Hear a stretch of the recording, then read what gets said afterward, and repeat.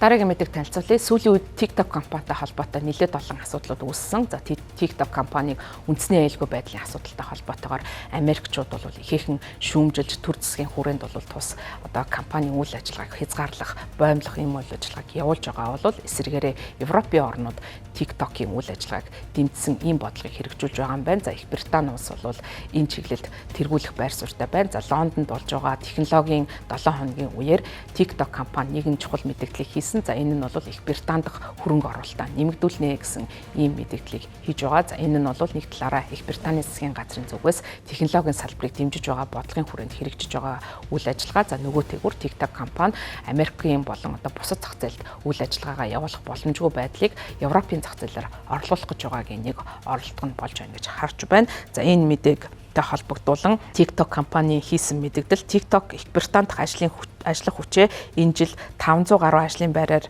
нэмэгдүүлэн за ингэснээр бол нийт ажилчдын тоо 3000 орчим болж өсөх юм байна гэж компани мэдээлэлд дурдсан. За эх жил ашиглалтанд орох Лондонгийн шинэ оффистаа бол хөрөнгө оруулалт хийх юм байна. За одоогийн байдлаар энэхүү шинэ оффис нь одоо байгаа Лондонгийн төв оффисаас хэмжээний хувьд бага боловч тухайн одоо хөрөнгө оруулалтыг хийгдэх юм байна. За мөн Их Британд дахь дэд бүтцтэй зориулан TikTok компани хөрөнгө оруулалтаа нэмэгдүүлэн үүнд бол 140 сая фунт стерлинг буюу 190 сая $100 одоо хөрөнгө оруулалтаа хүргэж нэмэгдүүлэх төлөвтэй байгааг тус групп компаниас мэдгдсэн байна. За Их Британий одоогийн байдлаар хүн амын тал орчим хувь нь буюу 30 гаруй сая хүн нь TikTok-ыг ашигладаг бөгөөд энэ платформыг Европ дахь хамгийн том хэрэглэгчтэй одоо community нийгэмлэг гэж үздэг.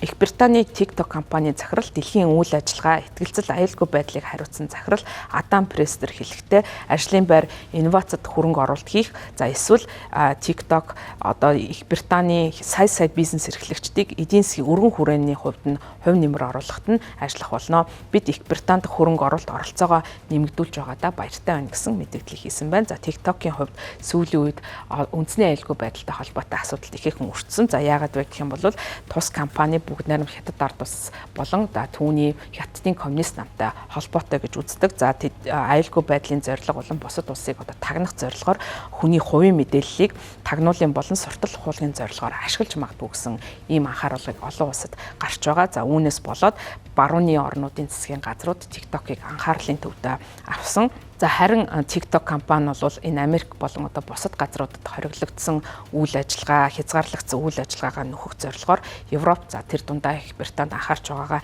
энэ удаагийн мэдээлэлээр дамжуулан мэдгдсэн. За тэд гаргасан мэдээлэлтэй бид цаашдынхаа өсөлтийн үндсийг юу гэж үзэж байгаа вэ гэхээр креатор буюу бүтээгчид, бизнес эрхлэгчид болон өргөн хүрээний эдийн засгийн доктортой байдлаар дэмжихийн тулд бид нэр аюулгүй найдвартай дижитал орон зайг бий болгох, аюулгүй байдлыг хангах ийм амлалтыг өгч байна. За тиймээс бид нар аюулгүй байдалд ихээхэн хөрөнгө оруулалт хийж байгаа нь энэ удаагийн Их Британд хийж байгаа хөрөнгө оруулалт болно гэсэн ийм мэдээллийг хийгээд байна.